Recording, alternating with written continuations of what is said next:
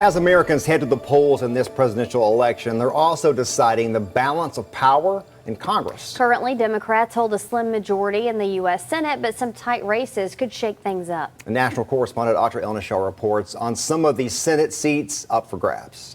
Emergency supplemental appropriation. There's not much a president can get done without the Senate. It's why Senate candidates in tight races, like in Wisconsin, are getting almost as much hype as the presidential candidates. They're going to need a Senate full of public servants like Tammy Baldwin.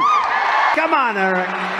We got to get this guy elected. Incumbent Democratic Senator Tammy Baldwin fighting to keep her seat from Republican challenger Eric Hovde. Recent polls show Baldwin's lead is narrowing. Next door in Michigan, Democratic Congresswoman Alyssa Slotkin and former Republican Congressman Mike Rogers competing for the seat of retiring Democratic Senator Debbie Stabenow. Like in much of the country, the economy and winning over union voters are central focuses of the campaign. This factory is being upgraded and will save 700 mid-Michigan auto jobs. But Mike Rogers says, I think it's a bad investment. Wages keep falling, prices keep rising, and the liberals are making it worse. For incumbent Democratic senators from more conservative states, Sherrod Brown in Ohio and Jon Tester in Montana, it's about convincing Republican voters to cross party lines. Sherrod Brown is fighting back.